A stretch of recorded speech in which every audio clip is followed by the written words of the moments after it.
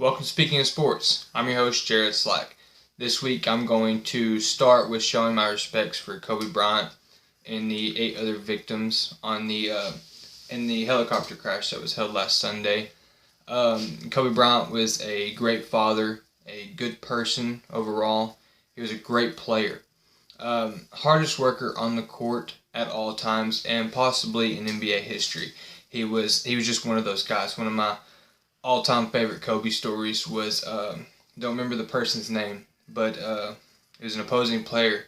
You know, everybody before the game, they always go around for shoot-around and stuff. Well, this is hours and hours before the game. This person went out there and he said, thought to himself, I'll for sure be the only person out there. This was at Staples Center. He said he went out there and heard dribbles and Kobe was already out there practicing. He said, oh, that's crazy. I didn't think anybody's going to be out here. Well, the guy went through his workout and everything. Worked up a really good sweat. He finished up his workout. He went to the bench. He unlaced his shoes. He still had a few hours till game time. Kobe Bryant was still out there. The guy just watched him for a while. And after a while, he just had enough of it. He left after the game that night. The Lakers won, and of course, Kobe had a great game. He went up to him and he asked, hey, Kobe, why were you out there for so long working out? He said, well, I saw you walk in, start working out, and I just wanted you to know that nobody's going to work harder than me tonight. And that was whenever all the respect for me for him came, because he was such a hard worker and such a fun player to watch. Such a clutch guy, was not afraid to take that last shot. I'm going to go over some awards, and there's a lot from Kobe here, so stick with me. He was a 5-time NBA champ. He has 7 appearances. 3 of them were with Shaq, 2 of them were not. The 2 that he wasn't, Shaq was not involved in. He was the 2-time NBA Finals MVP. He had 1 MVP season in 2008. 2-time scoring champ. 18-time NBA All-Star. 4-time All-Star MVP. 15-time All-NBA team, 12-time All-Defensive team, and that's something that he took pride in because he was a great defensive player. He was not just all scoring, all offense. He was a great defensive player. He was an all-around great player.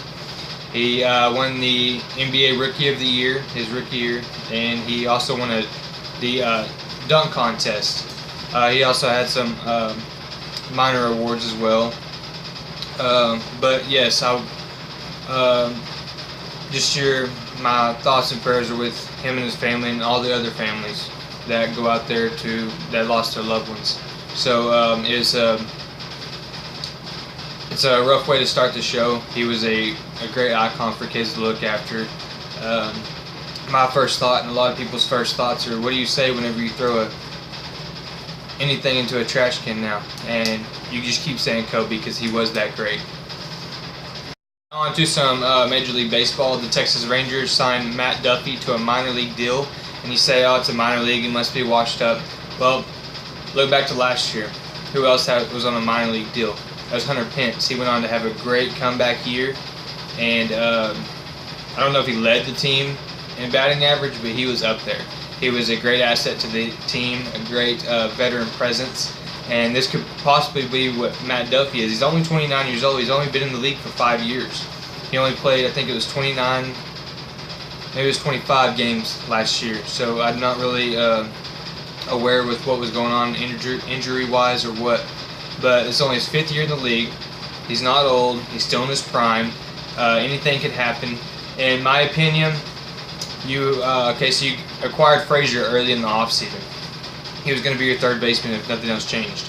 Duffy, he plays third base, second base, and shortstop. In my opinion, you move Frazier to first base. You keep Duffy at third base. And that you just added, Duffy's career batting average is .282. So you just replaced Matt Duffy's .282 with Ronald Guzman's career .210, 200. You just got that much better. On top of that, who were you going to stick at third base prior to getting Frazier and Duffy? This team offensively has gotten way better. listen to this. In my opinion, this is the best that they could come up with as of right now. Okay, so catcher, Chirinos. Automatic upgrade from last year. Jeff Mathis was terrible offensively and average defensively. And Chirinos is average both ways. Frazier at first. Nick Solak at second. If for some reason Rudy goes into a slump again and it looks like he's going to be there for a while.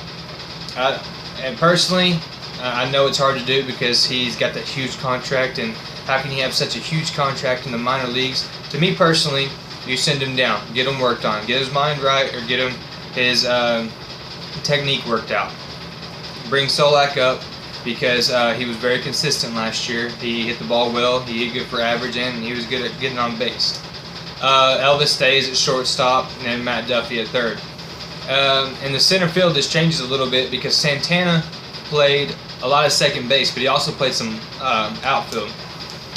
And me personally, I do not like Joey Gallo in center field because he's too big of a guy. There's so many people that get worn down, especially at his size. He does have a great arm from deep center field, but you can also have that arm in right field. You can still throw people out from right field. You don't have to cover as much ground. I'll put Joey in right field, Santana in center, and Willie Calhoun in left. And at one point last year, there was a certain time where I did something like this, and the average, the team's batting average was around 290. The team's batting average. And unfortunately, no, that wasn't including catchers. But the team's batting average was 290, and that's really good for this team, who is, as of right now, ranked 28 in offense in the Major League Baseball. So, and also you got Sensu Chu at DH, and you also have some others that could be riding the bench, some rotational players. If you want to have Gallo a day off, you can put Chu in there, and you also have Heineman, the young guy you had last year. And your pitching core is one of the best in the Major League right now if everybody stays healthy. Mike Minor, Corey Kluber, Lance Lynn, that's a great top three right there, and I'm very excited about this season. If they don't make any more changes, your team is better than it was last year, and I'm just extremely stoked about that right now. I'd like to talk about the Super Bowl. It's finally here. The biggest game of the year, most watched televised show of the year. I'm so excited.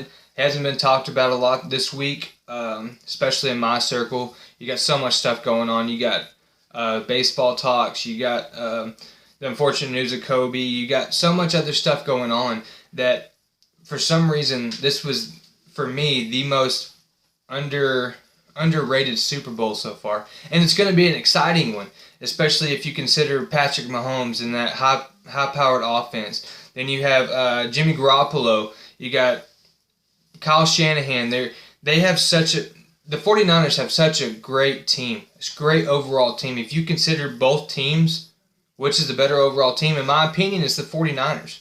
But how can you compete with such a high-powered offense like Kansas City? It's going to be so much fun to watch. I'm so excited about it. I don't know what the outcome's going to be.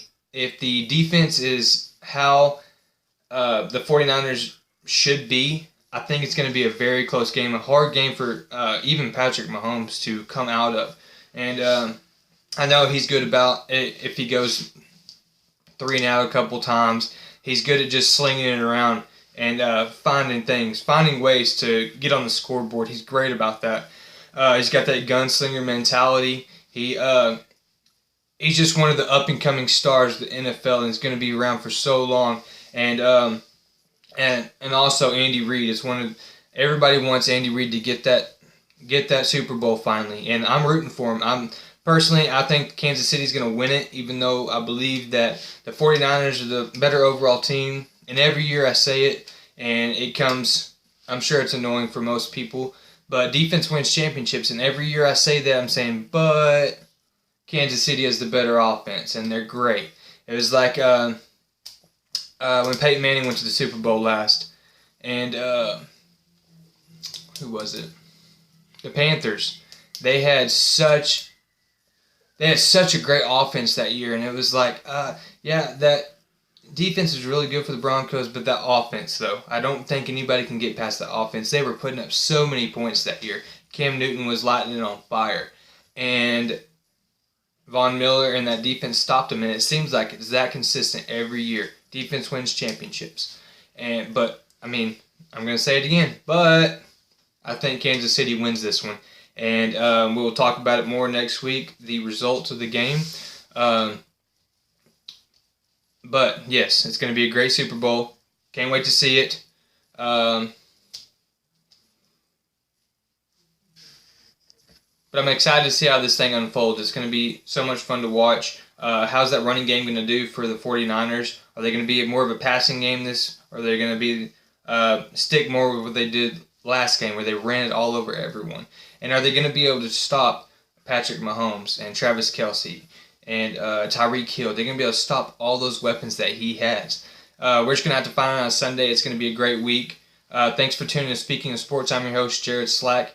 Make sure to listen to my podcast. Like it, share it, comment below. If you have any sports-related questions, message me personally. Try to get them on next week's show. Thanks for tuning in to Speaking of Sports. I'm your host, Jared Slack.